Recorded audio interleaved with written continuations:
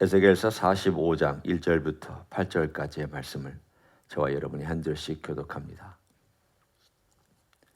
너희는 제비 뽑아 땅을 나누어 기업으로 삼을 때에 한 구역을 거룩한 땅으로 삼아 여호와께 예물로 드릴지니 그 길이는 2만 5천 척이요 너비는 10,000척이라. 그 구역 안 전부가 거룩하리라. 그 중에서 성소에 속할 땅은 길이가 500척이요 너비가 500척이니 네모가 반듯하며 그 외에 사방 50척으로 전원이 되게 하되 이 측량한 가운데에서 길이는 2만 5천 척을 너비는 10,000척을 측량하고 그 안에 성소를 둘지니 지극히 거룩한 곳이요 그곳은 성소에서 수종드는 제사장들 곧 하나님께 가까이 나아가서 수종드는 자들에게 주는 거룩한 땅이니 그들이 집을 지을 땅이며 성소를 위한 거룩한 곳이라.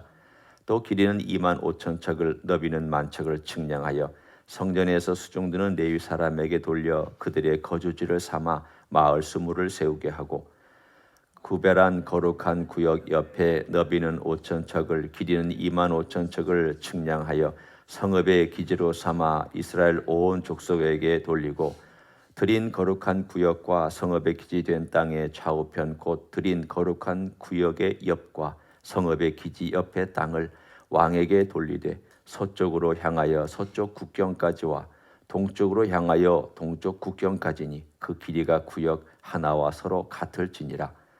이 땅을 왕에게 돌려 이스라엘 가운데 기업으로 삼게 하면 나의 왕들이 다시는 내 백성을 압제하지 아니하리라. 그 나머지 땅은 이스라엘 족속에게 그 지파대로 줄지니라.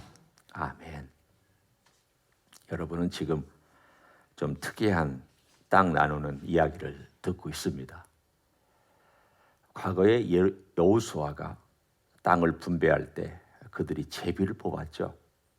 그때에는 예루살렘도 존재하지 않았고 존재했었지만 그들의 수도가 아니었다는 뜻이죠. 여전히 이방인이 살고 있었습니다. 살렘이란 그 도시에는 예루살렘이 정복당했다가 다시 또 물러서는 바람에 이방인이 그대로 살고 있었습니다.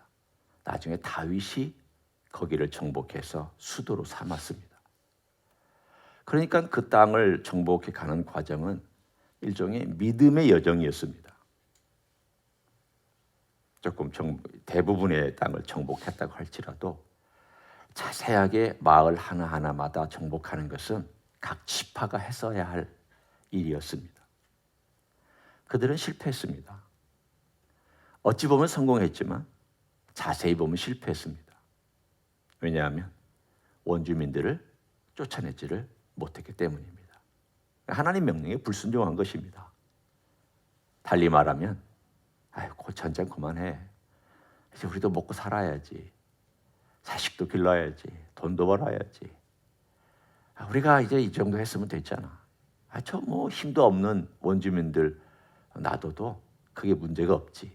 우리가 이렇게 강성해졌는데. 그들의 이 태도가 결국은 그들을 망하게 하는 태도가 되었습니다. 우리 삶도 그렇잖아요. 우리 삶을 살다가 그 정도는 할 수 있죠. 크리스찬이라도 그 정도는 하나님이 봐주실 거고요. 그 정도는 내 형편이 안 되는데 어떡합니까? 그 정도 하나가 결국은 내 영성을 잡아먹고 내 관계를 잡아먹습니다. 주님과의 관계는 그 정도 하면 안 됩니다.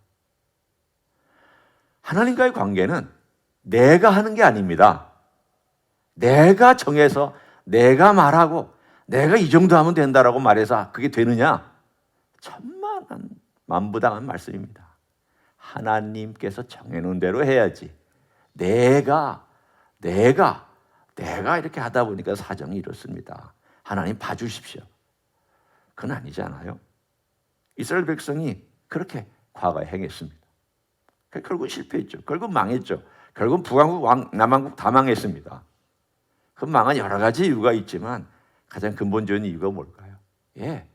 여호수아 때부터 있었던 그들의 불순종입니다. 결국은 그 불순종이 쌓여서 결국 그들을 이 땅이 감당해내지 못하고 하나님께서 뭐라고 말씀하셨느냐? 토해냈다 그랬습니다. 뱉어냈다. 너희 이 땅에 합당하지 않아. 너희 더 이상 여기서 살 수 없어. 그래서 결국 토해냈다고 하나님께서 그렇게 말씀해 주셨습니다. 자, 그러면 지금 이 45장에 보면 그때하고는 너무 이야기가 다릅니다. 어떻게 이야기가 다르느냐? 제비도 안 뽑습니다. 뒤에 가보면 하나님께서 정해 주십니다. 이 지파는 여기다. 그리고 왕의 땅은 여기다. 그리고 여기 이렇게 땅을 나눌 것이다 라고 해서 45장부터 48장까지는 땅을 나누는 이야기로 가득 차 있습니다. 그러면 여러분은 생각하실 겁니다. 우리하고는 전혀 상관도 없는 이야기 같습니다. 왜냐하면 우리가 사는 땅이 아니고 앞으로 거기서 우리가 살 가능성도 없을 것 같은 땅이잖아요. 그렇지만 오늘 이 45장부터 48장까지 하나님께서 이 이야기를 우리에게 주시는 메시지가 있습니다. 먼저 하나님의 성소에 대한 이야기를 합니다.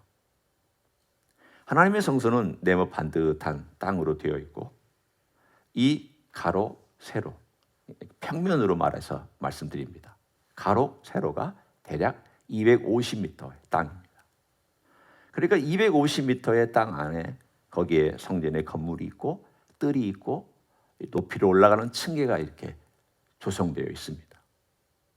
그리고 이 성전이 있는 네모 반듯한 땅을 둘러싸고 제사장의 땅이 있는데 이 제사장의 땅은 길이가 13km, 이것도 세로가 한 5km. 대략적으로 제가 말씀드립니다. 그러니까 굉장히 큰 땅이죠. 13km, 5km 직사각형으로 된 그 가운데에 250m의 성전이 있습니다. 그리고 이 땅은 거룩한 땅이다. 그리고 이 여기에는 제사장들만 집을 짓는다. 거기 살면서 나를 섬길 것이다. 그리고는 그 위쪽에다가 레위 사람들도 똑같은 넓이의 땅을 줬습니다. 길이 5km, 너비 13km. 이렇게 해서 그들이 거기 살고 거기서 마을 이루어 살 것이다. 다르죠? 과거와 다릅니다. 여러분, 과거에는 어떻게 하나님께서 레위 사람들을 살게 하셨습니까? 전 12지파에 흩어놨습니다. 다 흩어놨습니다. 흩어놓고 너희들이 여기서 살면서 이스라엘 백성들에게 율법을 가르치고 내 삶을 가르치라고 모든 도시마다 흩어놨습니다. 네, 흩어놨지만 하나님 흩어놓은 목적대로 그들은 살지 아니하고 타락했죠. 그러나 이제 이 천년왕국에서는 하나님께서 그들을 한 땅에다가 모아놓고 하나님을 섬기게 만들었습니다. 그리고는 그 아래쪽에 성읍이 있고요. 이스라엘 전 사람들에게 돌리는 성읍이 이렇게 존재하여 있고, 그리고 그 옆에 있는 모든 땅, 저쪽 지중해와 그리고 저 사해 저쪽까지 그 옆에 있는 모든 땅은 왕의 땅이라고 해서 그렇게 하나님께서 지정해 주셨습니다. 특이합니다. 그래서 전체를 보면은 대략 레위 사람들 또 제사장이 사는 지역, 그 다음에 이스라엘 전체에 돌린 지역 합치면 요 좌우로 동서로 13km고 요 세로로 한 10km가 넘습니다. 그러니까 13km, 10km에 해당되는 요 땅이 레위 사람들, 제사장, 그리고 이스라엘 백성의 성읍 이렇게 되어 있고, 그 나머지 좌우에 있는 모든 땅들은 왕의 땅. 그대로 가서 왕의 땅. 여러분이 한번 머릿속으로 대략 그림을 그려보시면 사뭇 옛날하고도 다르고 지금 이스라엘 사람들이 살고 있는 내용하고도 다르고 앞으로 이루어질 이 땅은 정말 정교하게 이루어진 땅입니다. 뭐라고 말하기에 정말 이게 이루어질까요? 여러분 한번 생각해 보십시오. 지금 이렇게 집들이 따닥따닥 붙어 있고 이스라엘 사람들도 이렇게 복잡하게 살고 있는 그런 예루살렘 근방의 지역들을 볼 때에 이게 좀 너무 이상적이지 않습니까? 이 과연 이루어질 것 같은 생각이 들지 않습니다 라고 말할 수 있습니다. 충분히 저는 그렇게 생각할 수 있다고 생각합니다. 하지만 주님께서 말씀하신 내용이기 때문에 저는 이대로 성취될 것을 믿습니다. 근데 이게 왜 성취가 돼야 되고 성취되는 게 왜 중요하냐? 제사장들의 가운데에 성전이 있고요. 그 주변으로 이스라엘 백성과 왕과 그리고 레위 사람이 있습니다. 이 모든 내용들은 다 무엇을 상징하고 있는가 하면 세계의 중심에 하나님의 성전이 높이 솟아있다라는 것을 말씀하고 있습니다. 예배가 회복되는 그날을 이 땅의 분배를 통하여 우리들에게 전해주고 있습니다. 지금은 많은 사람들에게, 물론 우리도 숙제지만 예배가 먼저냐는 거예요. 우리의 삶에 예배가 먼저며 하나님을 경외함이 먼저며 하나님을 찾는 것이 모든 삶의 우선순위가 되어 있느냐? 네, 그럴 때도 있지만 그렇지 않을 때도 있습니다. 여러분이 아침 일어나자마자 하나님께 경배하면서 시작하는가? 숙제죠. 그냥 벌떡 일어나서 아이고 감사합니다. 물론 그게 뭐 경배일 수도 있지만 그렇지 않을 수도 있습니다. 제가 주일 오후에 청년들을 가르치면서 청년들에게 이제 기도하는 거하고 말씀 읽는 거 가장 기본이잖아요. 그거부터 있어야 그도 이 청년 때의 유혹이나 어려움을 이겨낼 수 있으니까 그 얘기를 함께 나눕니다. 기도하느냐? 한 친구가 얘기를 합니다. 저 기도 안 해요. 왜 안 하느냐? 뭐 기도해도 뭐 별로 왜 있잖아요. 그런 거 있잖아요. 기도해도 별로 응답도 없는 것 같고 기도해도 별로 이렇게 느낌도 없고 그래서 그리고 기도 아주 뭐 이렇게 뭐라고 해야 될지 잘 모르겠고 그래서 그렇게 안 한다는 거예요. 그럼 기도하고 싶냐? 하고 싶대. 기도는 또 하고 싶다라는 거예요. 자기도 기도하고 싶은데 그게 안 된다는 거예요. 그럼 우리가 이렇게 하자. 아침에 일어나서 침대에 떠나기 전에 한 1분만 아니 한 30초만 우리가 기도하자. 그래서 30초만 하나님 지난밤 지켜주셔서 고맙습니다. 그리고 오늘 하루 주님께 부탁합니다. 주님 이 하루를 주님께서 인도해 주십시오. 그래서 다른 어떤 기도보다도 하루를 시작할 때 침대에 걸터 앉아서 내가 단 몇 초만이라도 하나님 아버지 앞에 내가 있다라는 것과 내가 하나님께 부탁하고 우리 주님께서 나를 인도해 달라고 하는 한 몇 초짜리의 기도라도 시작하면서 하루를 시작하자. 그거 할 수 있겠냐? 그랬더니 해보겠다는 거예요. 그건 하겠다는 거예요.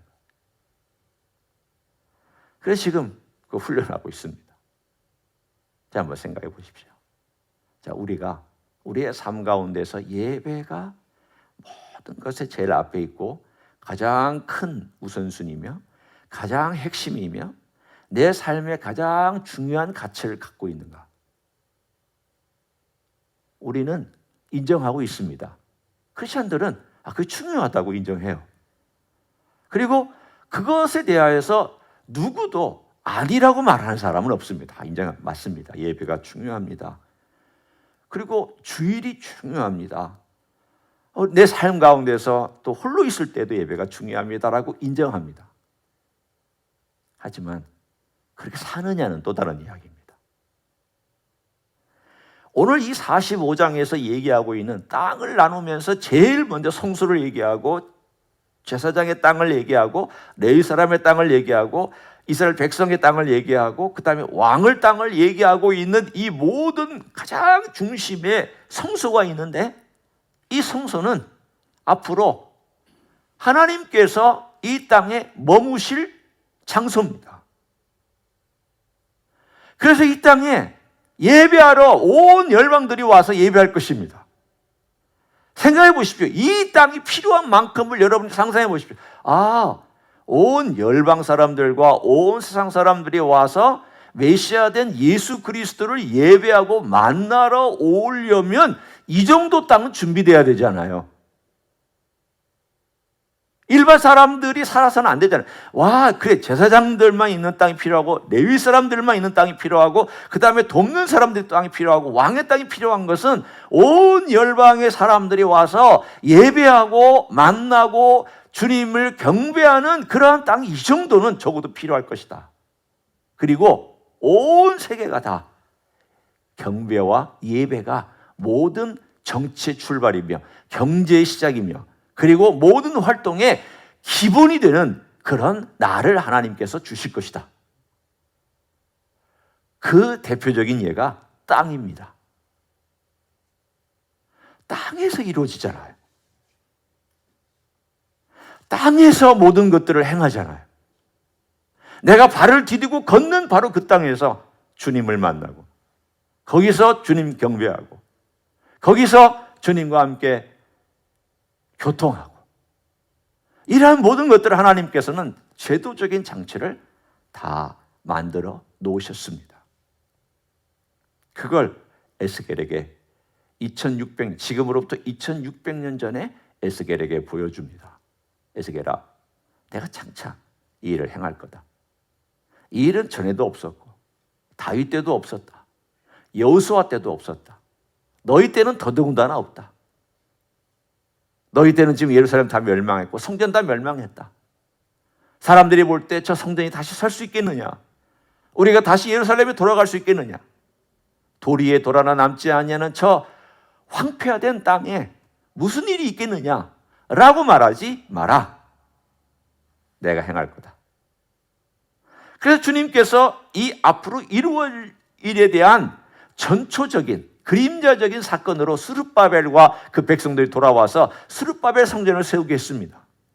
그것은 이 성전하고는 비교가 안 됩니다. 사람들이 에스겔서 읽으면서 이것은 이루어지지 않았구나.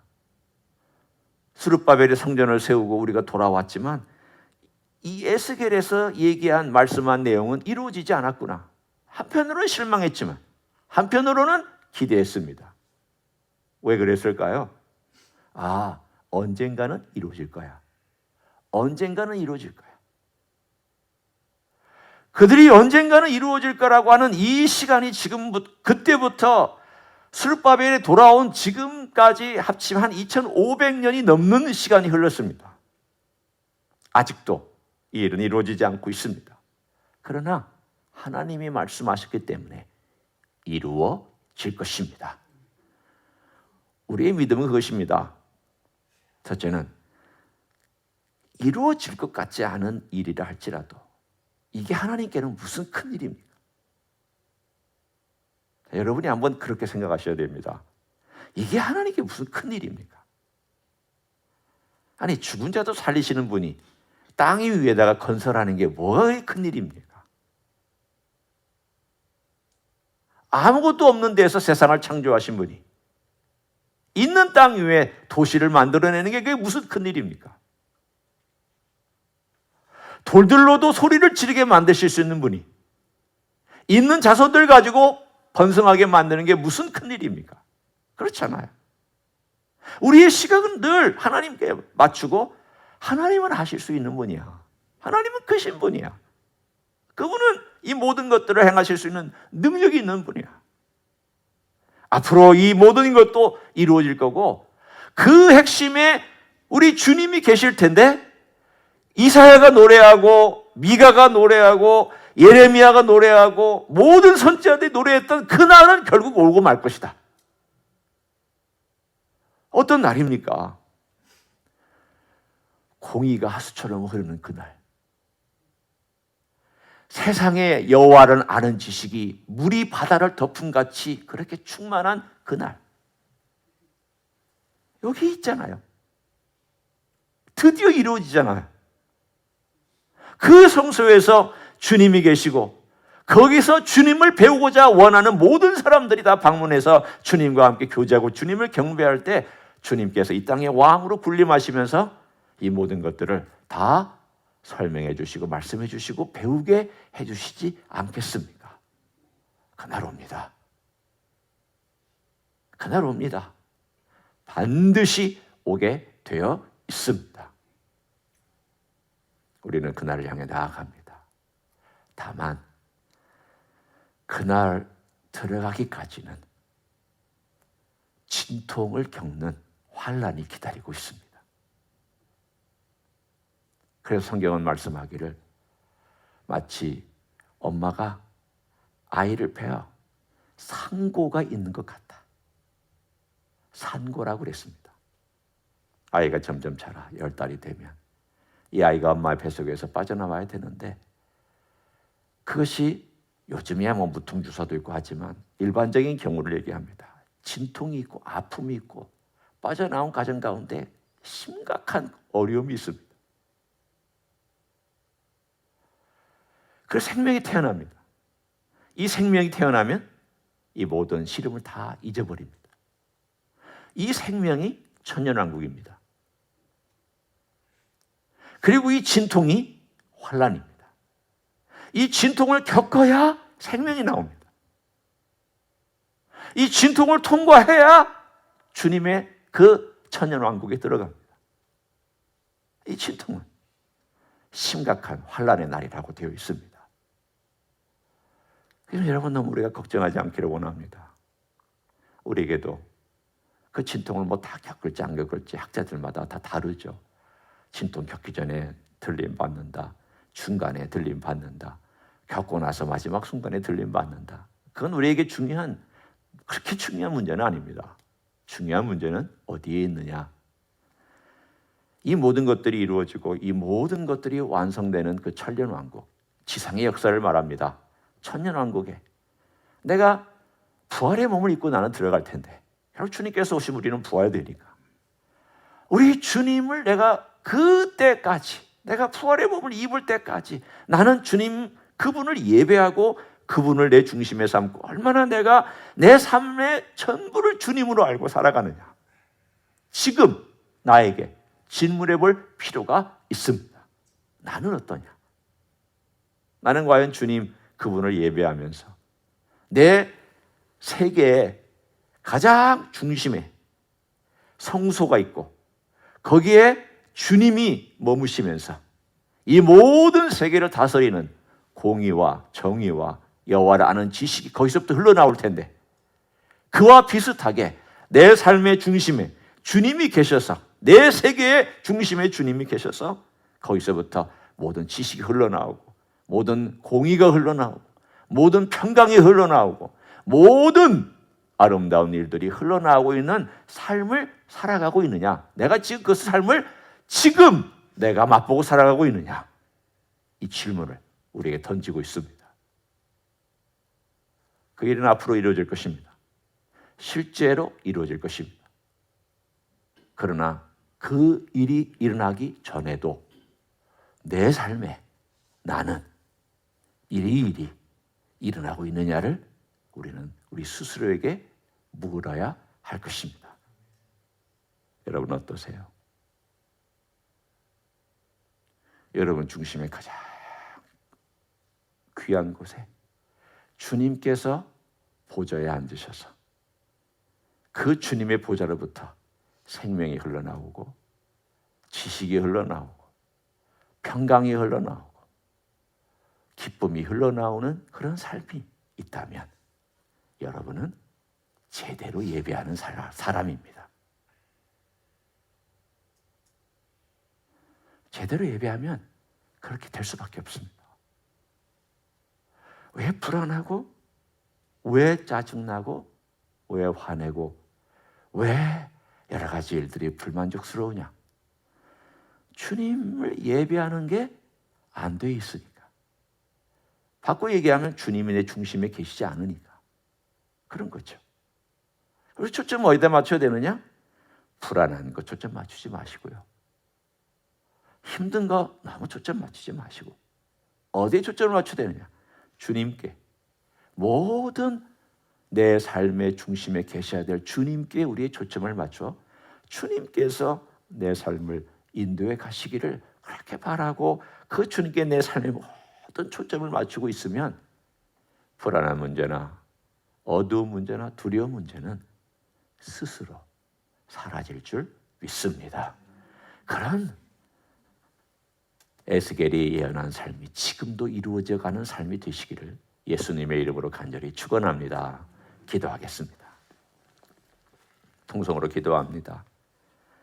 주님이 여러분 그 세상에, 마음의 세상 속에 가장 중심의 땅에, 가장 가운데에, 가장 높은 곳에 보좌를 좌정하시고 여러분을 통치해 주시고 있는지, 그리고 나는 그러한 통치하시는 예수님을 예배하고 있는지 스스로 돌아보며 내 삶의 중심에 주님 왕이시오, 주님은 나의 왕, 나의 구주, 나의 하나님, 나의 그리스도라고 고백하며 다시 한번 주님께 엎드리고 주님께 고백하는 그런 시간 갖기를 원합니다.